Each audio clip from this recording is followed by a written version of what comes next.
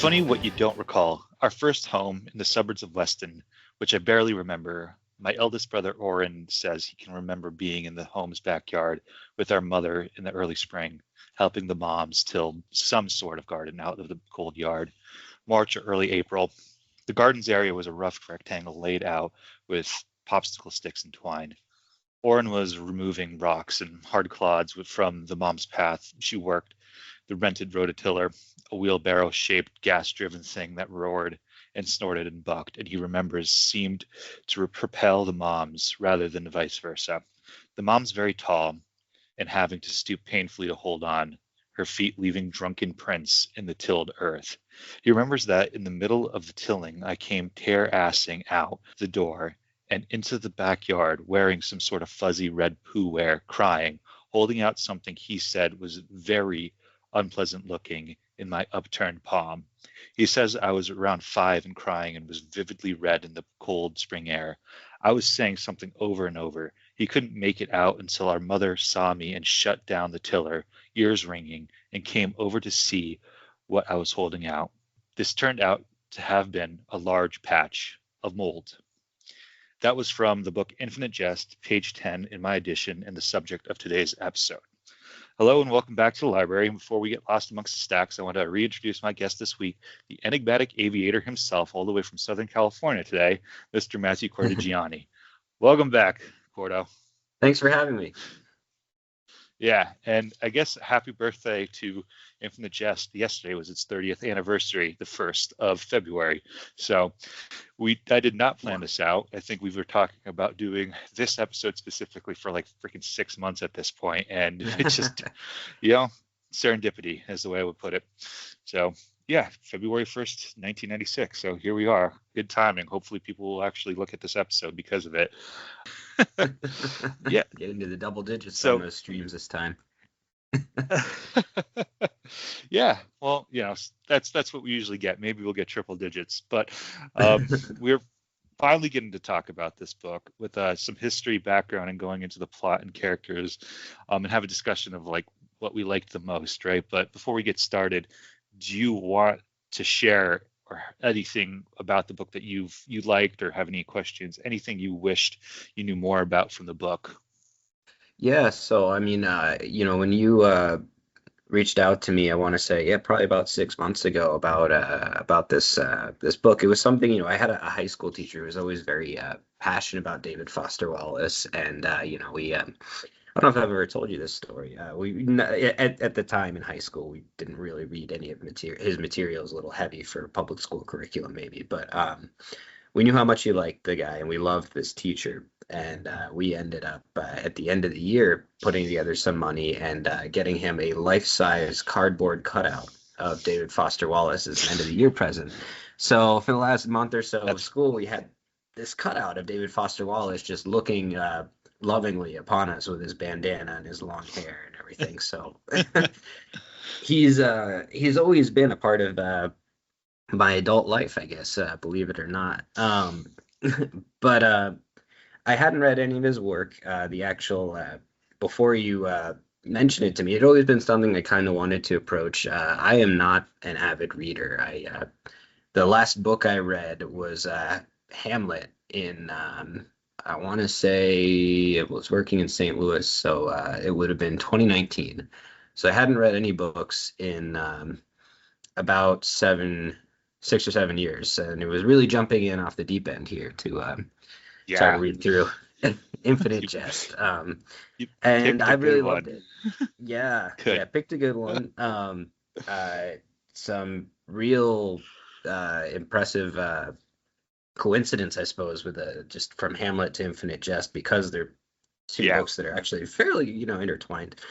I loved it. I read a ton of technical literature for my work, and this was the first thing where everything at work, it's obviously a plot. It's all like every word has a purpose. And there's nothing extra. There's nothing superfluous. And then you get into Infinite Jest, where it's like the plot is not even really the point of the book. And it has been fascinating to go through. So yeah, it's been cool. Happy to dive in. But yeah, absolutely. Great way of introducing what a lot of things that we're going to talk about. For me, it's that you never really get to learn about who wins the Whataburger Classic in this book that I really was curious about. You start with the entire book and you never learn. Um, Ah, Thanks for that input. And yeah, Infinite Jest is really, really just diving right into it. From somebody who hasn't read anything in 7 years, that's pretty impressive in my view. I mean, in general, I think it's impressive to read the book. So, congrats. thanks. It's an achievement. Appreciate it. So, just getting right into it, and we're just going to start talking about some of the pertinent information and background about the book, because we didn't really chat much about the publication other than it took a long time. So let's go specifically in about that, calling out Infinite Jest in this case, but a lot of his other fictions, generally speaking. But quoting D.T. Max about, and excuse me, backing up a little bit, D.T. Max's biographer, Every Story is a Love Story, a Life of David Foster Wallace. So we're going to be using that, and obviously Infinite Jest is really the only two sources today. So quoting him, quote, foremost is the idea he debuted in his Arizona studies that our passions are no longer what you own. In the age of media, we are nothing but minds waiting to be filled, emotions waiting to be manipulated.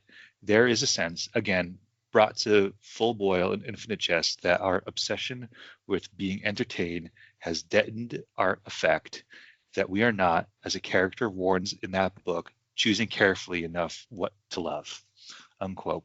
And I thought that was a good way to introduce this book in this podcast script, because Infinite Jest doesn't have a clear start date when it comes down to writing it. It doesn't have a clear plot purpose per se. It does have a clear plot, and we'll get to that. But some of the stories and pieces that created Infinite Jest date back all the way to 1986, when he was in his early 20s, written as standalone pieces too.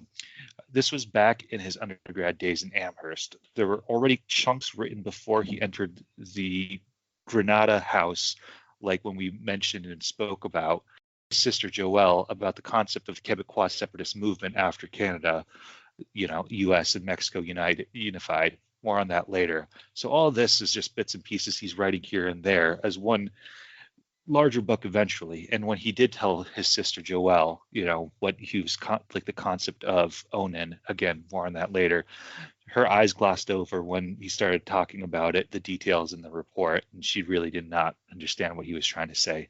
But really was beginning to construct the plot while he was in rehab. And after a few years, when he left the house, he began to write a little bit more in earnest as his relationship with Mary Carr, spiraled. So that's kind of the really early parts of his writing style here, or him writing his Infinite Jest. The first draft of the novel was due in mid 1992, right? So between the late 80s into the 90s, he started to write it, and that was when it was due. And he provided 250 pages of that work. 250 pages is even a quarter of what the book is at this point.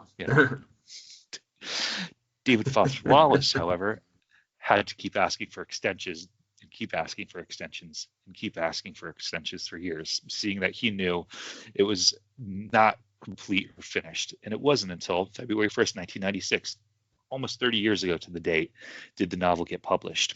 That's because it was literal years of back and forth between editor, publisher, agent, and writer to perfect the novel. A little bit more on that later. So what did DFW think about the novel himself before we get into a little bit more of the book? Here's a quote from DT Max again. Quote, Infinite Jest was meant to be a failed entertainment, not a potted amusement. He now warned his editor that he wasn't going to tie up his story in a nice little bow, unquote.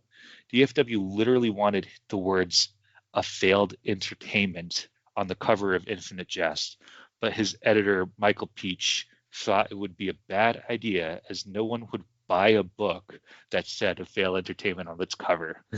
And Michael Peach deserves a lot of credit here for the amount of work that he did creating this, piece of art and fiction, because I think he was a pretty patient editor and had a little bit of sense regarding how it was going to be sold. I think we mentioned in the last episode that it was going to cost like $30 in the 90s for a normal reader to buy, which is a lot of money. So, it's like $50-$60 books. That's like an academic textbook, right?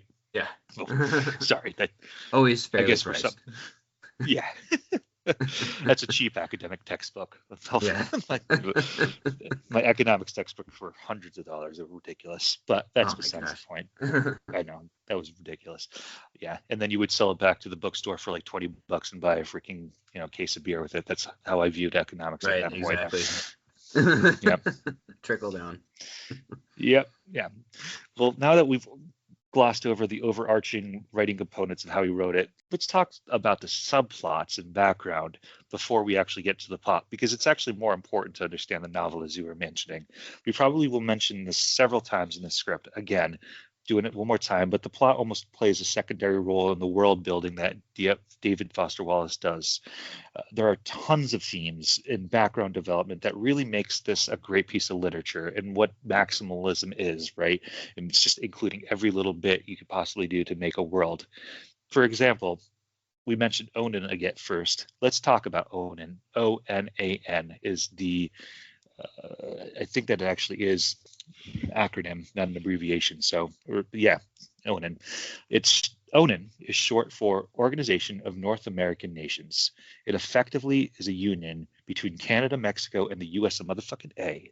Each former nation is its own decentralized form of sovereignty and power, but effectively, from my own interpretation, the three nations formed a confederation with the U.S. holding the most power, realistically. In the book, the U.S. president is basically just a puppet for the Secretary of Treasury, who is the real guy running it. No familiarity with the modern day at all. Absolutely none. There's so much to talk about when describing Onan, since it really dictates the entire story right in the background. Like, you have to Sure. keep reminding yourself that, like, yeah, there's this whole, it's not America we're talking about anymore, right? We're talking about a whole new world and country, but it feels like it's the same kind of world that we live in right now. It's different from fantasy, where it totally builds a completely new world and you aren't part of that world, right? You're living in a fantasy, whereas no, this is more dystopic. Sure. Yeah, there's so much again to talk about, but what I found humorous was realistically the symbol on their new currency, and this is just again tongue in cheek from David Foster Wallace, which on each bit of paper there is an eagle crowned with a sombrero with a maple leaf in its claw. Now, knocking it out on all of the stereotypes. Yep. Now, not all is apple pie, paletas, and sugar on snow in this union, right? There's apparently a lot of waste that occurs during the nation building process of Onan. Specifically, it's nuclear waste. And the U.S. president / secretary treasurer needed to put this nuclear waste somewhere. So they decided to put it in a place where apparently no one lives and no one would give a shit if they put it in. And that's northern New England and parts of northern New York. Between Albany and all the way to Maine. Maine is effectively completely gone, according to one of his endnotes. More on the endnotes later. And everything north of Rutland, Vermont is a toxic wasteland. Basically, everything north of Glens Falls and east of there is also completely abandoned in New York as well. Boston is the farthest extent north you can go before it becomes uninhabitable effectively. A little bit of seacoast, I think, is as far as north as you really can go, but it's the last major city. And the U.S., deciding it was being generous, wanted to gift a little bit of gift to Canada. So they decided to give this nuclear dump in all this area to their northern allies, or I guess the northern part of their confederation. Canada, recognizing it was worthless land, was like, LOL, we don't want that. Sorry. And this toxic bit of land now is just kind of like a no man's land, for lack of a better term, known as either the Great Concavity, if you were looking at it from the US, or the Great Convexity, if you were looking at it as a Canadian. So those are interchangeable, just as a perspective. And that is another thing that I wanted to touch upon, is a great concavity and a great convexity. Very important to know when discussing the world building as well, because this toxic wasteland is a cause of separatist and secessionist movement from the Quebecois. These Quebecois specifically, and I'm going to butcher this, the Assassins de Fontainebleau Roland, or the Wheelchair Assassins. The Wheelchair Assassins are that part of a separatist movement, part cult, that are called that because they fall into this world of a weird ritualistic game when they were kids, where they wait on railroad tracks as a train approaches and wait until the very last moment their nerves break before jumping out of the way. Sometimes they're not quick enough, or simply they let the train hit them, and when the train hits them, they either die, most of the time they're dismembered though, and thereby they need wheelchairs. And the assassins will become more important if you read the book. We won't spoil that. So that was a long tangent and paragraph, but do you have any questions or anything you want to add about Onan, the great convexity or concavity, or the wheelchair assassins when world building?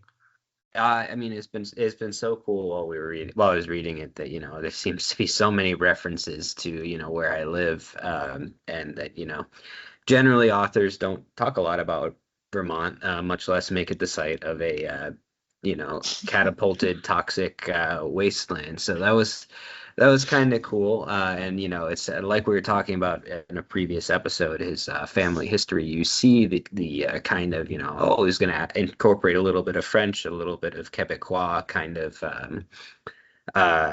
focus. And it's I believe I was reading. I am not a francophone fluently, at least, but in many of these there are what I understand to be purposeful grammatical and spelling errors in his use of French, which I found interesting. I don't quite understand why, but it's very, very strange to me.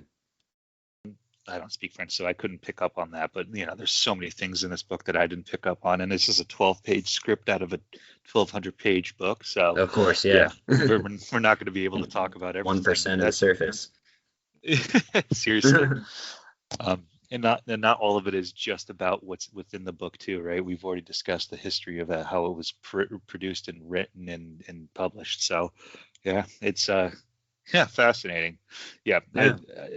But Boston itself is going to be incredibly important. It's one of the two main locations where this is based out of, right? It's Boston and Arizona for the most part, which makes sense. And we'll talk about that a little bit more. But moving on, because we're going to talk about the Ennett Drug House and Alcohol Recovery Center.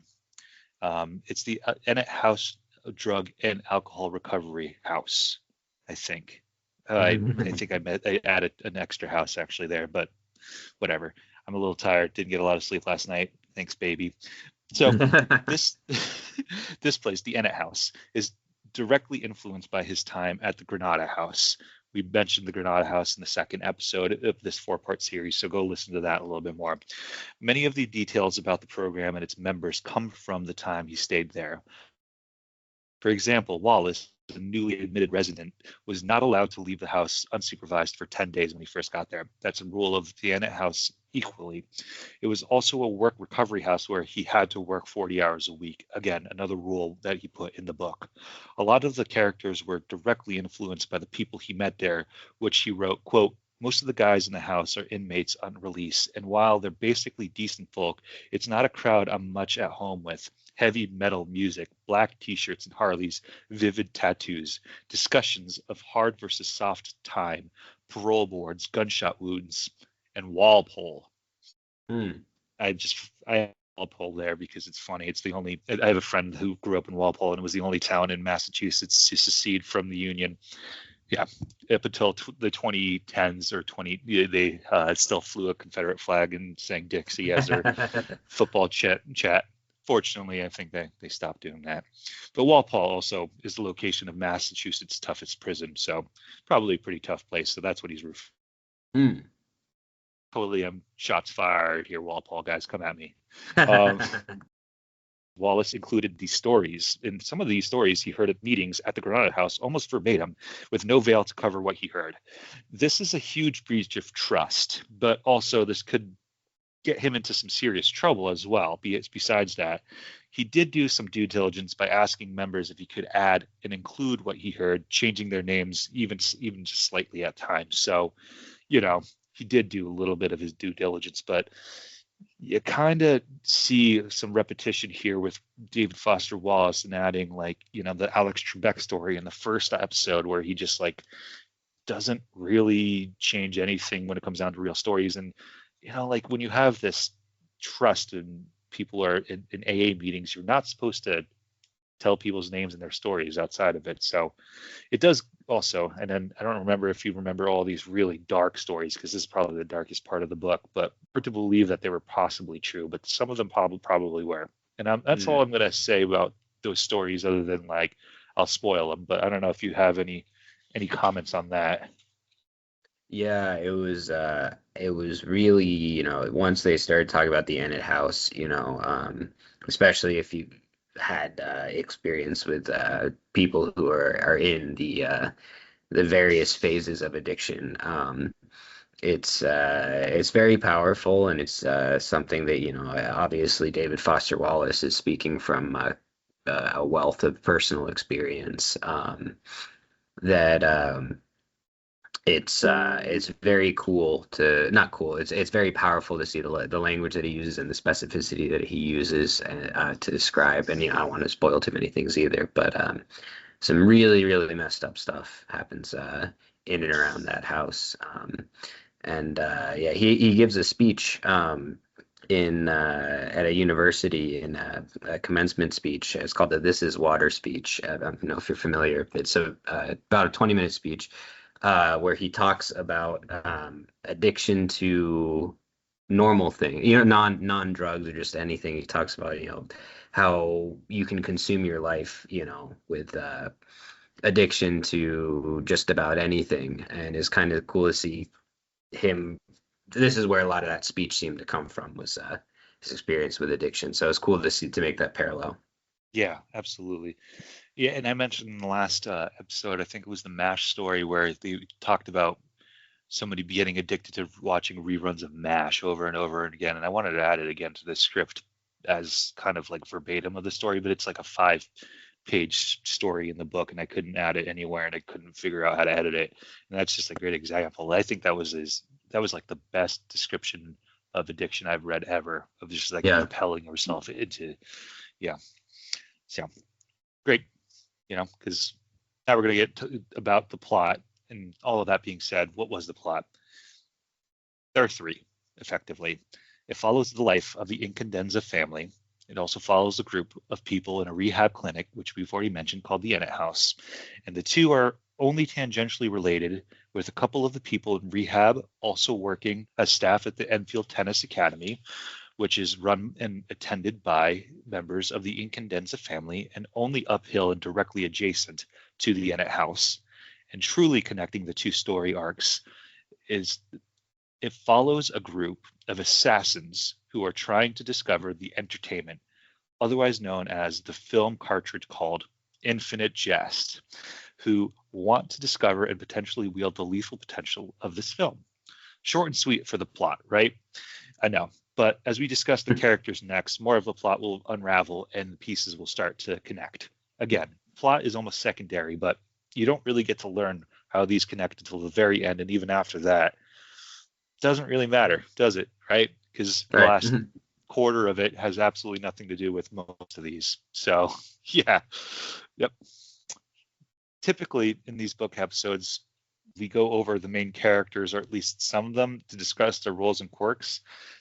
So we're going to add that here. And there are tons of characters in this book, as you can imagine. So we can't discuss every single character that plays a major role, or even like a slight role in the plot, like Mike Pemulus, for example, or Joel Van Dyne, who, a little bit of spoiler here, but when you have to read at least 2/3 of the book to get this, but she's also known as Madame Psychosis and plays a bigger role than you would expect.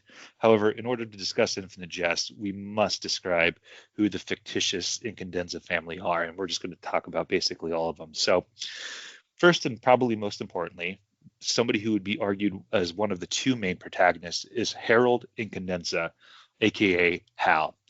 Hal is a student at the Enfield Tennis Academy, or ETA, as we're going to be referring to it several times in the script and in the novel itself. And he is the number 2 ranked player at the academy, behind a Canadian called John Wayne, nicknamed No Relation. I wish I made that joke, but like the joke itself is throughout the book too, which is, I guess, why he had his name John Wayne. Really, that's his sense of humor. Hal's expertise in tennis is that he works consistently and methodically at hitting those angles. And I still can't tell if that is an innuendo or is intentional or is just a reflection on David Foster Wallace's tennis game and not his sex game, but it probably was an innuendo, realistically, knowing One him. can only hope. It's difficult not to see comparisons between the authors and arguably one of the two main characters' lives, right? For instance, Hal is a massive stoner to a proportion that literally seems impossible based on the description. We already chatted about tennis, but the Incandenza family is also an academic one, right? As well as a tennis family, which Foster Wallace was as well. Hal is the youngest of the bunch and the least confident. That's not similar to him, but partially because he may have accidentally taken a fictitious psychedelic called DMZ, no relation to the one on the Korean Peninsula, one day when he was brushing his teeth from a piece of mold on his toothbrush, permanently fucking up his brain and also causing him to be a stoner because of it. We mentioned that story in the first part when we introduced this episode. I actually was trying to, one of the things that I spent the most time yesterday or 2 days ago trying to figure out is how to introduce this and what little bit of the book I wanted to read out, because a lot of it wouldn't make any sense. It would have been like in a different language based off of the amount of abbreviations that you have to learn and all sorts of other shit. So that was just, I flipped a page until I found something. I was like, oh, this is like perfect. I forgot this existed. So added that later. To further press the point of David Foster Wallace putting his real life into Hal's character, the book opens with a college interview between Hal and the administrations of University of Arizona, which is where Wallace received his Master's of Fine Arts from. So, yeah, that's Hal. We're going to keep moving on, but any questions about Hal? No, that was a great summary about Hal, I think. We can literally do a whole episode basically on every single person in the Incandenza family. So let's just move on to Oren Incandenza, who is the oldest brother. Oren also attended ETA, but he wasn't a good tennis player. His athleticism made up for his skill, however, and was accepted to Boston U to play low-level tennis effectively. One day, when the football team was having practice, the punter's leg broke due to a big dumb defenseman hitting him during the practice. And that's why we don't have nice legs, and also why punters are so protected, because of tackling that leg during a punt can really fuck somebody up permanently for life. It's also why that rule exists in rugby as well, but they just never ever enforce it. No, at least not in the lower levels. No. So Oren punts the ball back after the ball somehow lands by his leg, and he hits the coaches apparently perfectly and at a great distance, and becomes the key player to Boston University's success that year. And eventually he ends up being drafted to the NFL, first the New Orleans Saints, and ultimately ending up in Arizona with the Cardinals. The coincidence here being that the book was published again in 96, and BU disbanded their varsity football team and program in 1997. So that's pretty great. Yeah, I honestly, I went to BU once and I don't know where they played any academic sports. It's like their campus is like 2 side streets in Boston. So I don't know. It is what it is. I'm sure they have a field somewhere. Oren is also a certified ladies' man, which will get him into trouble later in the book, and I think is something that David Foster Wallace put into his own life.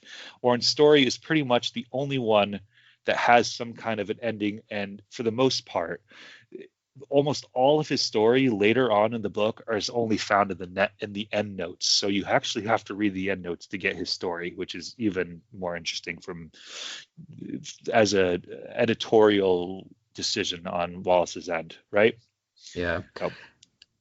Now, I found Oren to be probably the most interesting character in the book to me, because, you kind of, as you know, a lot of this is about entertainment and addiction, and you kind of see, at least in my interpretation of the book, David Foster Wallace talks about the edge. You have to reach the edge of the cliff and decide if you're going to fall down or not. And you see kind of all the Enfield residents, not all, but many of them, you can see they're kind of going up throughout the book. They're kind of, improving their lives. And you see the Incandenza family, Oren and Hal in particular, it almost seems like they're going in the other direction. They're going down into the ledge. And it's very interesting to see, Oren someone who's so successful as he's, has got the addictions to sex and, a few other things that probably don't want to spoil too much.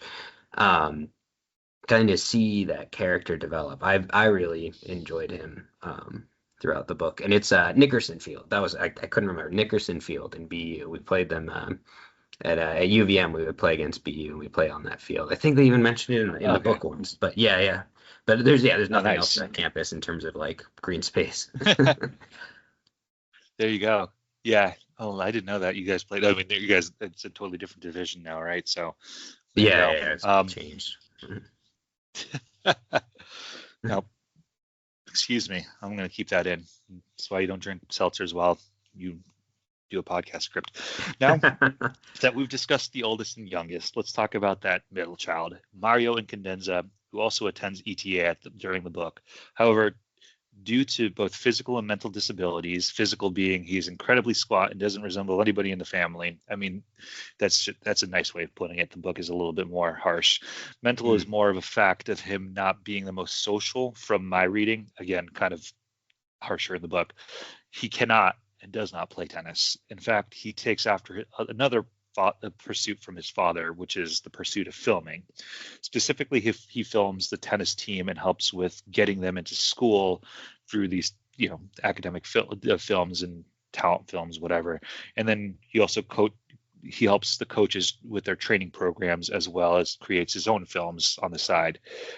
We discussed Onan already, but one of the great examples in the ways that Wallace tells a story within a story is how he relays the history of how Onan was formed, right? It is through an annual viewing of a movie filmed on a video cassette, important there, that was written, directed, produced, and narrated by Mario himself.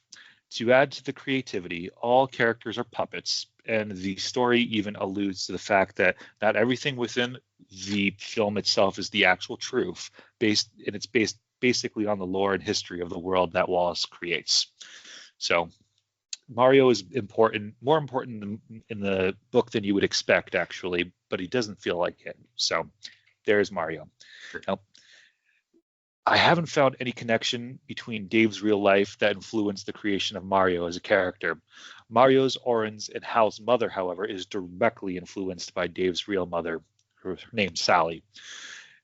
The character of Avril Incandenza, nee Mondragon, is said to be a woman who innately demands attention and attracted, not necessarily sexual, but sometimes so as well. What I mean by attraction is that people are naturally inclined to notice her presence by placing herself square in the center of whatever space she's in. She is referred to as, quote, the black hole of human attention, unquote, in the novel. She's also the same characteristics as Dave's mother by correcting people's grammar regardless of the situation. After the publication of Infinite Jest, Wallace didn't really speak to his mother because he felt kind of awkward around her based off of what he wrote on Avril's character, which makes total sense. Yeah. I won't spoil too many of the big reveals specifically on the character's sexuality, but one character we can't discuss in depth is Charles Tavis, CT in the book for short, who is the head of ETA after Avril's husband's death. More on that later. And CT is either her half-brother or step-brother. Either way, their sexual relationship is mentioned many times early on in the book, saying it might have happened before her husband died, and it's even rumored that Mario might be his son. So in real life, Sally Foster Wallace kind of just takes this description in stride or on the chin or whatever, and I think it's because she recognizes that it's a work of fiction, and she doesn't think her son actually believes she slept with a non-existent half-brother, though we mentioned in the second episode in the series, he definitely 100% incorrectly thought, without any proof whatsoever, believed that his mother was sexually assaulted by her father, Dave's grandfather. So I guess the jury's out on whether or not she believes all that is true or not, whatever Dave felt. Yeah. But no, she pretty much, I don't think even the word is forgive. She just kind of accepted it. So she was a person who loved English and literature herself. Just have a cool mom like that, guys. Simple. Yeah. The last person in the Incandenza family we're going to talk about is James Oren Incandenza Jr., nicknamed the Stork by his sons, or at least Oren and Hal. James helps create the Enfield Tennis Academy, located in the fictional town of Enfield, Massachusetts. Small divergence here, but Enfield is probably based on the city of Brighton, directly west of Cambridge and Boston. And the now non-existent town of Enfield that it's named after is actually in Western Mass. Non-existent because it was flooded to create I think it's Quabis Reservoir. Yeah, it's out there. Okay. DFW says that he got the name from this town. He just put it in a place that was in a different part of Massachusetts, closer to the city. Okay. Now that we got to that out of the way, let's talk about James. He's a massive alcoholic, huge, and semi-amateur filmmaker, to say the best. His professional life as an instructor / owner of the tennis academy is often described as secondary to his film career, something he does for the love of it, not the money. Is the film career. A lot of the small stories within his novel involve the descriptions of his films, where there's a cult following of his films for sure. There are people who watch his films and study them in college, right, in the academic world. Sure. The video cartridges also play a key role in the plot of the book, as he's the creator of the infamous film Infinite Jest. More on this again later. The last thing we will say is that James is a character that is not alive in this novel, at least not in the present tense. He is alive in flashbacks only. Right from the beginning, we know he committed suicide, and one of the subplots is figuring out why he did it. And again, I think you only find out about that in an endnote. We talked about the Incandenza family. We have a few more characters to talk about, but anything you want to add here at this point? Oh, that was a great summary of the Incandenza family, and I remember when I had started this book, towards the beginning, there is I believe it's a massive endnote where David Foster Wallace is cataloging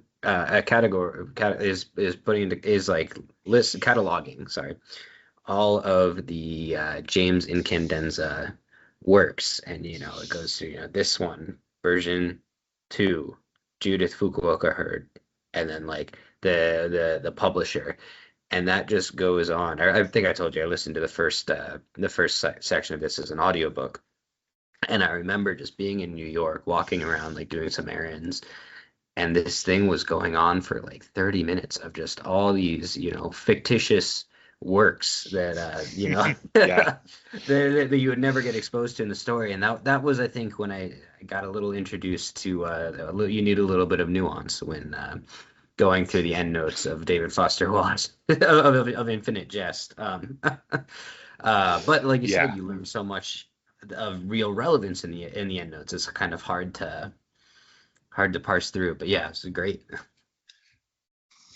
Definitely, yeah. We'll talk about the endnotes later and why that one specifically, what you mentioned, is very important. So, yeah, it's hard to miss talking about this. So, good point. And then you read the rest of the book after listening to it. And I know we chatted about how listening to that as an audiobook through the endnotes was probably crazy. Like reading it is nuts. Right? Yes, absolutely.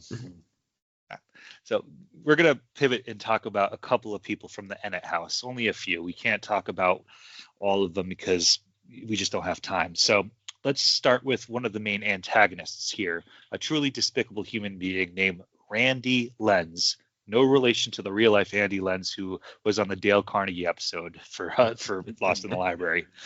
I know, it's just coincidence. I was thinking about him the whole time. Yeah. It was literally like I know that there's a description of Randy Lenz, but I couldn't think of anybody but him in the book too. So making a comeback, Andy. So Randy is, quote, a small-time organic coke dealer who wears sports coats rolled up over his parlor tanned forearms and is always checking his pulse on the inside of his wrists, unquote. I don't know what an organic coke dealer is, but it sounds like untouched coke, and it sounds like Randy always had the good stuff. He's a recovering addict who is wanted for simply fucking people over and drug dealers by other drug dealers. Lenz constantly breaks his sobriety rules with coke a lot of times, which include obviously doing drugs, of course, but he also finds a way to get a fix by literally murdering street cats in Enfield, which one of the first things that was actually disturbing in this book. Because of his shitty actions, Someone needs to be with him at all times, and while he is the impetus of what could be categorized as the climax of the book, but it's a little antithetical to say that's the climax because, well, we've already mentioned the plot of this book, right? And why it kind of feels secondary. I'm not sure if Lens is based off anybody at all, or if it's just a character that had to be made to have some sort of plot connection. But the other main protagonist is certainly Don Gately. Sure. Now, this is going to be a long quote. And you asked if Don was, I think it was the second episode where you asked if David Foster Wallace put himself as Don Gately. And I said no, right? Like there is a specific character that it's based off of. Okay. This is a long quote. Yeah. Quote, Wallace had drafted a scene centered on one of the most intriguing residents at Granada House, Big Craig. Big Craig, Don Gately in the novel, was one of the Granada House supervisors and sometimes the house cook. He had first met Wallace when he found the new resident's stuff on his bunk and threw Wallace's bag on the ground. Craig was in his mid-20s, sober, and just as huge as Wallace would later write him in Infinite Jest. Looking less built than poured, the smooth immovability of an Easter Island statue. Wallace quickly chose a different bed after this incident. Craig had grown up on the North Shore, which, for those of you who don't think that Boston is the center of the universe, that's north of Boston on the ocean, and been a burglar and a Demerol addict. Friends closed elevator doors on his head for fun when he was a teenager. A detail Wallace would put in Infinite Jest as well. But he turned out not only to come from a different world, but also to be quite sensitive. And it did not take Wallace long to see the possibilities in a lug with an interior life, unquote. That's from D.T. Max, the biographer. So yeah, basically all these attributes I just mentioned also describe Don Gately, right? This might be a little bit of a spoiler, but at first I don't think Don played a huge role in the book, and then he just kept popping up more and more frequently until definitely. Basically the last quarter or so is just about him. So yeah, important, right? And he also played football. That's also pretty important. I don't know, the whole head trauma thing with him getting elevators closed on his head and him having a massive head because of it is its own thing. But yeah, if you're out there at all, Big Craig, I hope you're doing well. So that's fascinating that he wrote him in there, and at least he changed the name. So yeah. Lastly, we'll talk about a couple of people involved in the Législations de Fétulon Roland, which leads us to both Remy Marath and Hugh and/or Helen Steepley. Remy is a member of the Wheelchair Assassins, who, my account, was a triple agent for the Quebecois or Quebecer Secession Party. No relation to today's real-life secession parties in Quebec, but a few sources say he's actually a quadruple agent. Confusing, I know. He is for certain a double amputee, though, and helps play in connecting the two plots of the Ennett House and ETA. As for Hugh/Helen Steepley, Hugh is an agent in the Onan government that works in the mysteriously named Office of Unspecified Services. Hugh dresses undercover as Helen when going undercover to seduce Oren. The two of them have many conversations. That's Hugh and Remy. The two of them have many conversations where a lot of the detail and background of like the governmental agencies and how the plot is come to. Yeah, it's important to know. And I was like completely confused by this at first. And if I'm going to reread this, I think in a few years, maybe a decade from now, I'm going to pay more attention to their. It's such a long book. I'm not gonna pick that up for a while. Yeah. I don't think so either. So yeah, those are the characters that we're going through at this point. I don't know if you have any other characters you want to chat about, but I just figured these were the more important ones to get through before we talk about some of the weird themes, stories within the stories, and the literary devices used. This is a little bit of a niche one. Well, maybe not that niche one. What did you think about Eric Clipperton as a character? Now, he was the one. He kind of shows up somewhere around the middle of the book. He's a tennis player from the middle of nowhere. He plays with a gun fixed to his head and threatens to kill himself if he'll ever lose a match, and so nobody, takes him seriously. Everyone lets him win, and then some fun tournament experiences there, and then one day walks into the not the House, the Enfield Tennis Academy, and Yeah. decides, does I don't want to ruin too much of the plot. What was your take on that character? What do you think his purpose was to the plot or the story? I don't really think there was a purpose to it at all, honestly. When I was trying to add him, I was specifically trying to add him into this, and I'm like, I think he was just mentioning mental health. I think, right? Like, I don't really know. Okay. Thanks for adding him. It was another one of those wild stories within the story that, again, I wanted to add, but like I just couldn't figure out whether or not this was the right one to put in. But yeah, Okay. Eric Clipperton. He also he officially is not ranked by any means because they can't rank something because he's kind of cheating, but they also don't want a kid to kill himself. Maybe it's an Yes. allusion to David Foster Wallace mental health. Yes. Maybe it's just him adding something that's creative. Yeah, and emptiness of, achievement or something. Yeah, it was interesting it was one of the first things that shows up in the story. It's like really messed up, and you're like, oh, man, you know, it's only gonna go downhill from here, isn't it? Yeah, with this guy, yeah. Yeah. Yeah, I don't think he can get away with that anymore. No.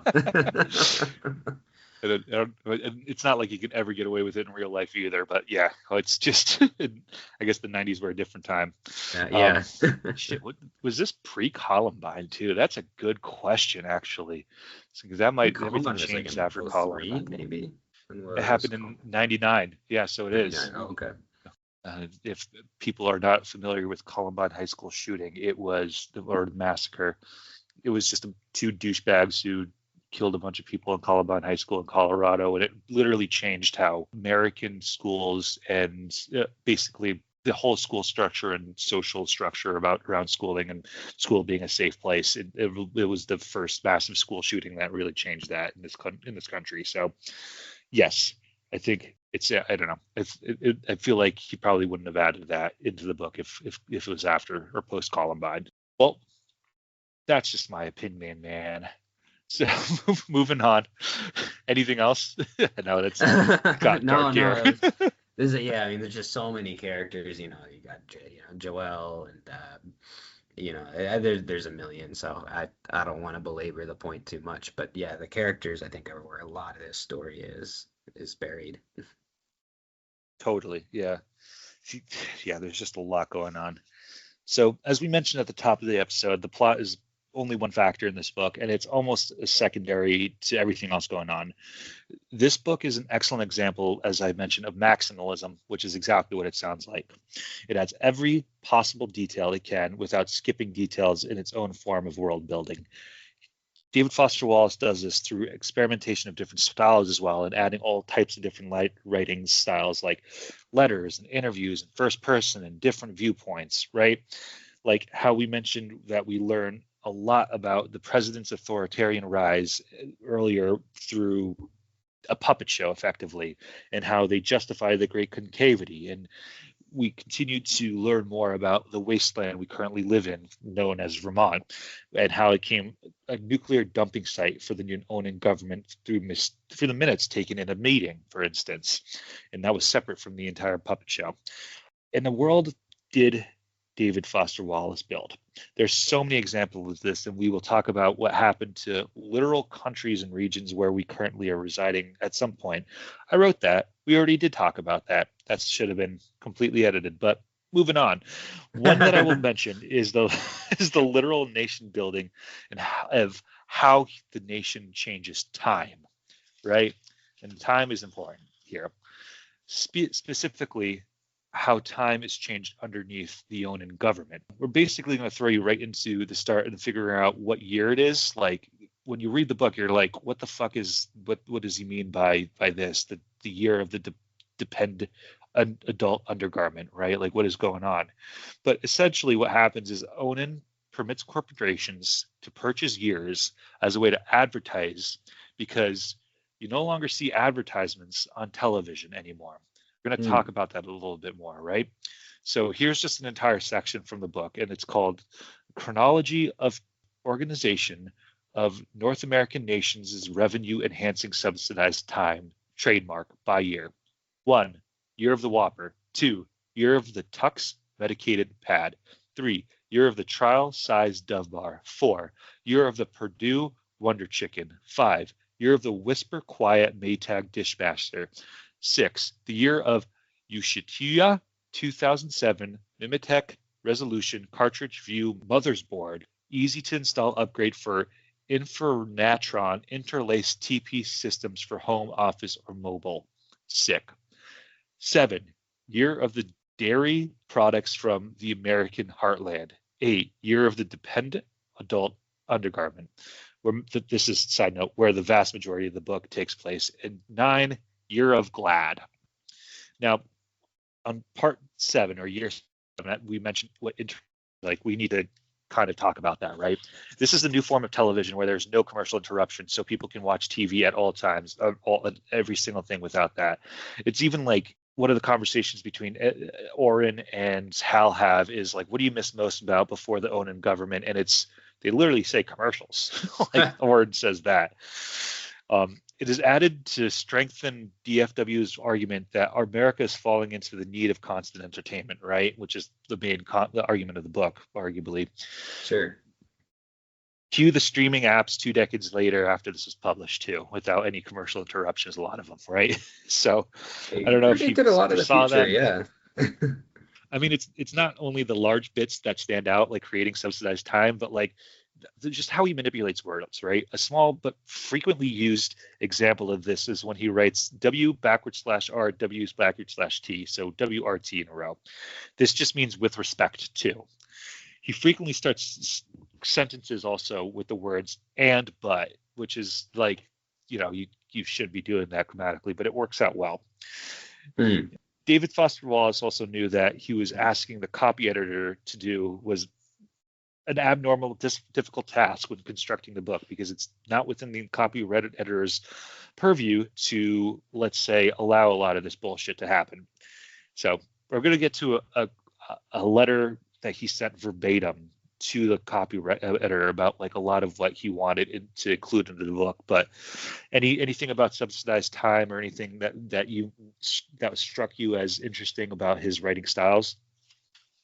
That took me a little bit to really understand what was going on, because it's a very immersive book. Infinite Jest, like it's you get introduced to something and it's just kind of a normal part of the story, and then it's not until like way farther into the book that you actually learn what's going on. Like, oh, the subsidized time, and they sold it. And when did they introduce it formally? Was it maybe during the puppet show with Mario that they describe it? Yeah, but I think so. Okay.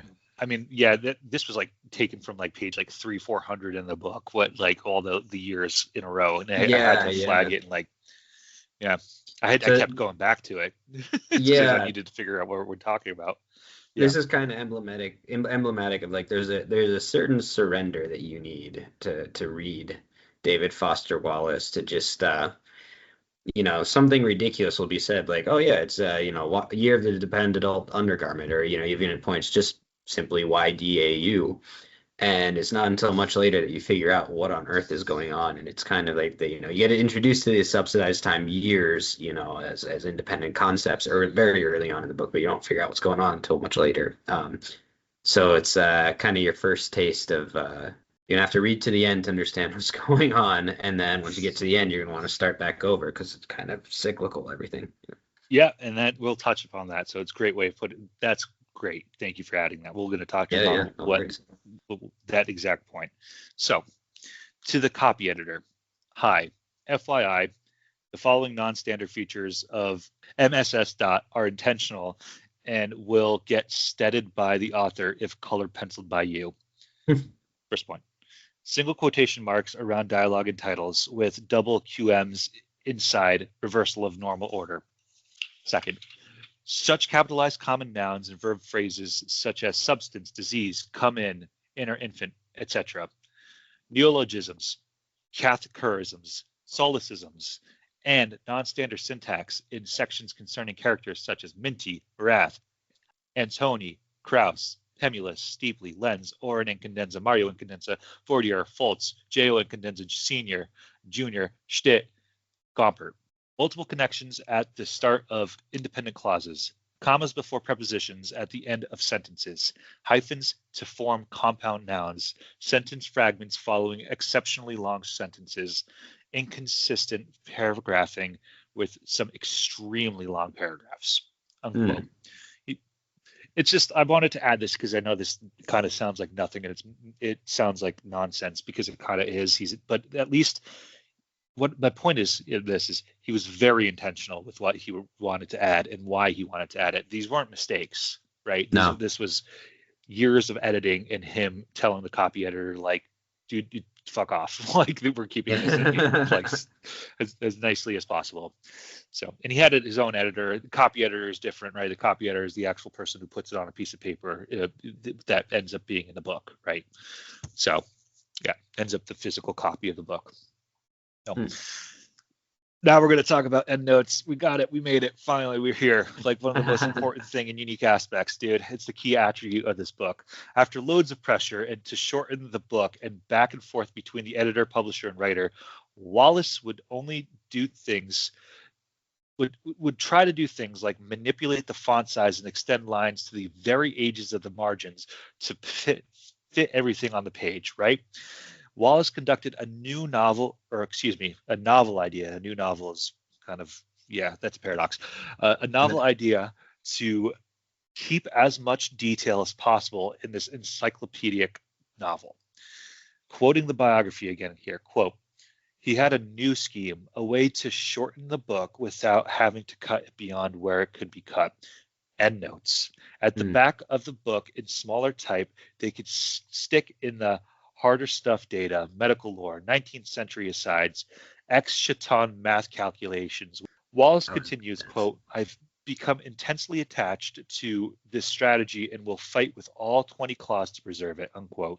As David Foster Wallace stated himself, he used endnotes partially because people didn't think linearly as well, and thereby is a unique way of presenting that in the text, though I would argue a more apt way is to use italics or parentheses to signify thought, like I did literally right now, but this is an older model, and though it checks out, David Foster Wallace wanted to be more original on close parentheses, and also partially as a page saving mechanism, right? As he wanted to add as much of the work as possible.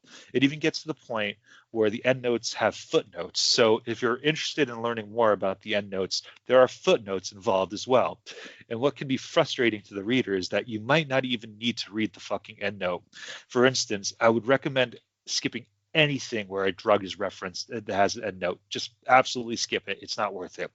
You will also find critical plot points in the endnotes. The only drug you need to know is Demerol, and you can look that up on your phone at this point. Yeah. Specifically regarding Oren Condensa's storyline, you have to read those endnotes, right? Like, you can't miss those. Yeah, so, absolutely. You find out about how the senior in Condensa, the great stork, commits suicide through a conversation between Oren and Hal in an endnote as well. I won't spoil how he does it, but, this is probably going to sound a little crass, but with certainly a unique way to go, dare I say borderline creative.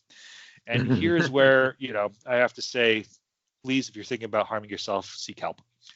Learning about this event is pivotal in understanding both Hal's and Oren's characters, right?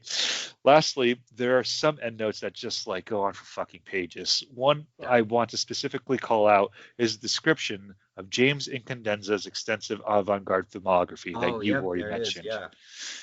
You don't have to read all of it, though, because I didn't read all of it in depth, but you definitely need to skim what's going on, because those is where you first learn of the words infinite jest, and they're written together for the first time in the book, where you learn why the book is called what it is.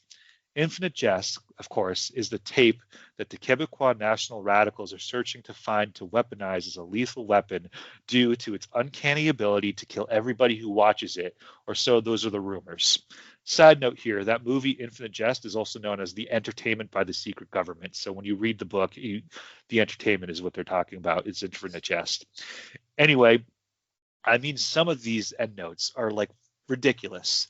Like endnote 270 is, quote, the Great Flaccid Receptacle Corporation, Zanesville, Ohio, unquote. Endnote number 349 is just the word seek. I distinctly remember one being something of the lines of oh, who remembers, and finally laughing out loud for the first time in the book. My serious suggestion, though, when reading this book is read it with 2 bookmarks. One for the text, one for hopping back to the endnotes. This proved to be worth fighting all 20 claws over for me personally, as it is possibly the key factor, endnotes being what distinguishes this book from any other novels of this era, right? Yeah. So, yeah, some advice there. Yeah, I remember Yeah. reading a review of the book where they said he makes the book into a tennis match where you have to keep flipping the text back and forth to read the end notes. I was like, oh, that's creative. I don't know if that was on purpose or if that's just of consequence, but that was a cool thought. I read that in the biography itself, and I think that was an unintended consequence, but David Foster Wallace liked that comparison a lot. It's like, oh yeah, that makes a ton of sense. Yeah. What strikes me as odd, and again, an unintended comical consequence, is that DFW used a ton of 90s and just prior references in this book. Like, he writes Rush Limbaugh into the book, and I think he's assassinated. It's a kind of wit and understanding on how U.S. society worked back in the 90s, right? Yeah. I'm glad he didn't become a martyr to the people, Rush Limbaugh, right? When he got assassinated, it was just that in real life, cancer caused his death due to his smoking habit, because he didn't believe that tobacco caused cancer. But whatever. Yeah, I think he was president in the book. I think he was president even, and then gets assassinated, like, very briefly. Fascinating. But He was president, wasn't he? Yeah. Yeah. Which plays, checks out. Again, Yeah, it could have happened. Could have happened. Yeah. I mean, who knows? This all bears the question, why is it called Infinite Jest, right? We've already talked about what it is in the book itself, like where the name Infinite Jest comes from, but like, what's the concept of Infinite Jest, right? On the external sense. One of the most common misconceptions, in my personal view, is that David Foster Wallace wrote this book and called this book Infinite Jest because the book is so challenging and difficult to string together. However, how everything basically correlates within it, how everything he placed in the book is somewhat intentional or pretty intentional for the vast majority of it, and how the book doesn't follow any type of standard plot or structure. He basically has a dissatisfying ending in a sense that he doesn't wrap everything up in a neat bow, that the joke is actually on the reader who's reading the book, and David Foster Wallace is playing a joke.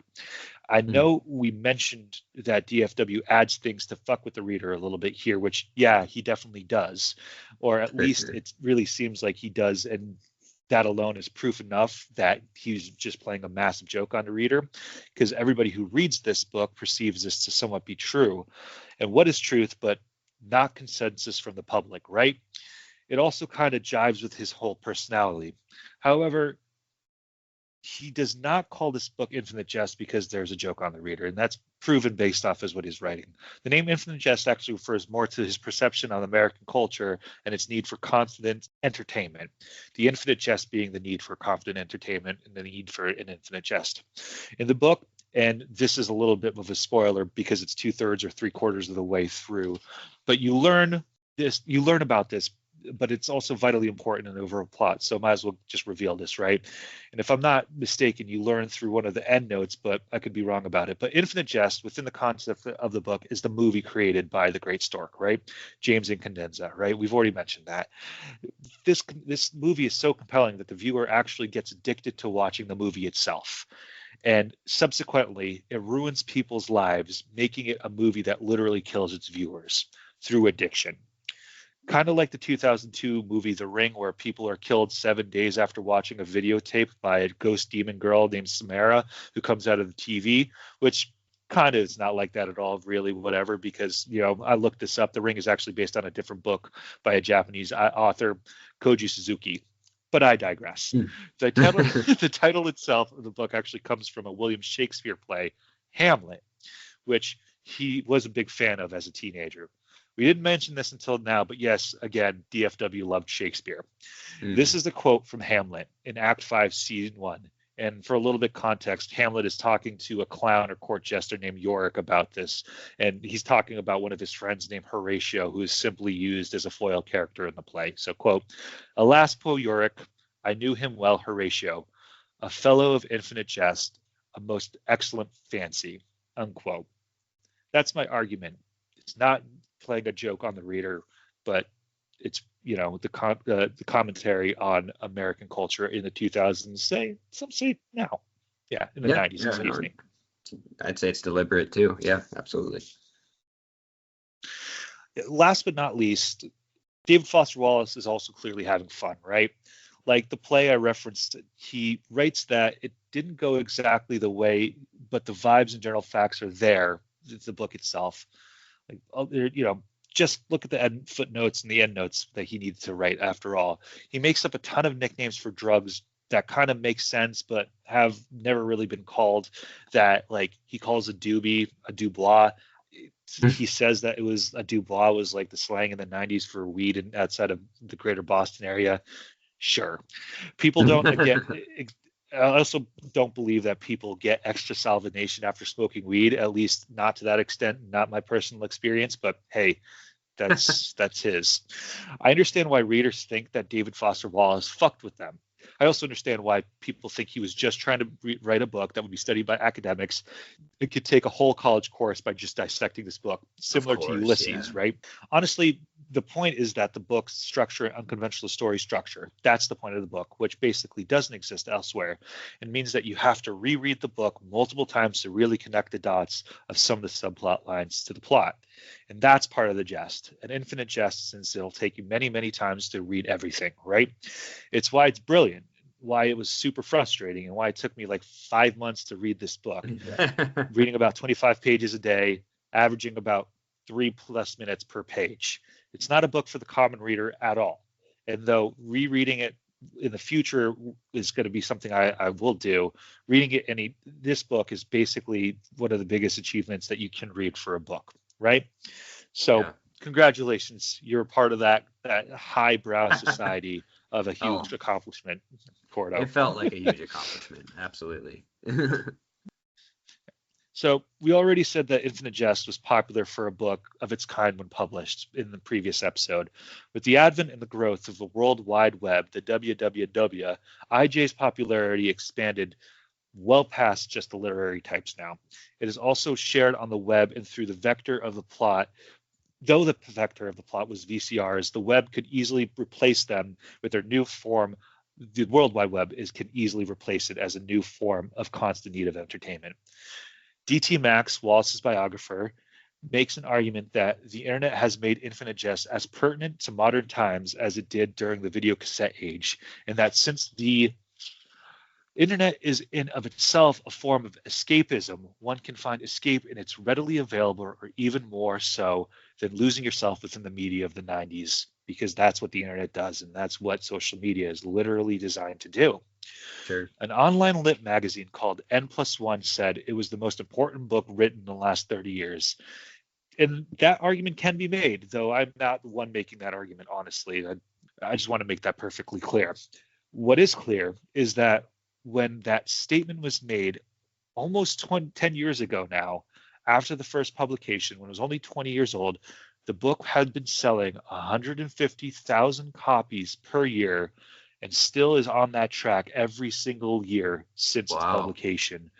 This is the 30-year anniversary yesterday, and the new 30-year edition is coming out. It came out recently, so it might top that at this point, because that's where we're at. So summarily, this book and this episode, I can boil it down to one sentence. Infinite Jest is a really, really good story of addiction and some of the most extreme and ridiculous parts of America. I said in the first episode that if I had to choose 3 books to be stranded on a desert island, I would pick this one as one of them. The second one, probably East of Eden by John Steinbeck, for very different reasons. This one, because it's just going to take forever to read, and I can reread it and reread it, and East of Eden is because the prose is beautiful. The third one is still to be determined. And that's the script. How do you feel about that, Matthew Cordo? How do I feel about your choices for the last 3, or about the whole thing? just the script in general. I'm glad to pose that question to you too. But thoughts, comments before we get into the plugs. Yeah, man, it's there's this simple impossibility in boiling a book that's this dense, this long, down into such a small, hour-long program. And I think you did a really, really great job. It's been great to talk about, like we said, the plot is not central. Well, it is central. The plot is not the primary means by which the David Foster Wallace communicates with us, the reader. And yeah, my takeaway with it was kind of similar to yours, is that, we're all addicted to something, and that we have to make a choice, and we have to make a conscious effort not to let that addiction destroy us. And he shows, just as the book itself is not really linear, he introduces so many characters that are in various stages of beating and succumbing to addiction. um and I found it really, really poignant, and I found it really cool for me. I think for me, my addiction is work. I go way too much, and it is killing me, all the red eyes. So it's given me some stuff to think about, and I think it's taken on a greater context for me too, especially listening to it with an audiobook. That I was in a lot of my different overnight cities, so I've processed part of this book in Hawaii, New York, and California, Texas, and it's really touched me in a way that I didn't think that it would. So I found it to be great. I think that the way we've talked about it today has been really, really cool to kind of synthesize everything that was in the book. So I think it went really well done, Phil. Yeah, thanks. Yeah, this is one of the longest scripts I've written for an episode, and it was also one of the longest times to write a script, because as we went through it, I realized that it was just very difficult to organize the thoughts into something so concrete. So thanks for joining me, dude. I appreciate Yeah, it. yeah. And hopefully, we'll get together about another episode in another Sure. series, probably just one, just as complicated and convoluted as a book. I'll send you a list of maximalist titles that are very similar to this. So and Cool. basically all of these, I'm just sending it right now, are on my to read next eventually list. So we'll figure it out, dude. All right. Sounds But good, man. I'm going to go ahead and plug my Patreon. That's Lost in the Library podcast on Patreon. Any questions, lostinthelibrarypodcast@gmail.com. We're on Instagram, Lost in the Library there. I have a Substack at Fil Deptula. It's just my name. It's always under development. That's just the one thing I don't have time for. If Sure. somebody's willing to help develop it, I'm more than happy. And again, there really only are two sources for this pod. It's Every Story is a Love Story, A Life of David Foster Wallace by D.T. Max, and of course the book Infinite Jest. And I did look at the Wikipedia article for this page, but all I got there is that this was a Shakespeare reference of the name Infinite Jest, and the rest is either from the biography or my own reading or interpretation of the novel, and of course yours as well, Matt. Any last words before we sign off for the day? Thanks so much for having me, Phil. This has been a really, really cool experience for me, not having read anything in years, to kind of rediscover literature. So thank you so much for that. Yeah. I did it. I had a goal of this podcast was to get my friends back into reading, and I did one so far. Took a year. No, I think the next thing, the next thing on my list was, so I read The Divine Comedy in college and loved it, and there were a lot of references to metamorphoses that I didn't get. Okay. And I was like, I want to get to that book, that I don't know if you can really call it a book. I want to get to that work at one point. And I think I'm going to start, the next few months working on reading through it. So thanks for the motivation. Of course. Maybe we'll cover Ovid. I don't know. I was thinking today, one of the things I wanted to get into is some of the classics itself, but I just never end up picking up those books. So yeah, I've got a couple of concepts of very old books that I want to cover one of these days, and authors, because they have fascinating lives themselves. So yeah, maybe we'll do that one next. Maybe we'll pick something else. Yeah. Yeah, cool. All right, dude. Enjoy sunny California. The sun has officially disappeared in the 20-degree weather. I was outside in a t-shirt today. Oh, what a shame. I know, right? It's 79 right here, so we're still below 80. Yeah. It's probably cold for them. Yeah, it is. Well, Cheers, dude. Enjoy the Cool. desert. Thanks so much. Take care, Phil. Always a pleasure. Peace. See ya.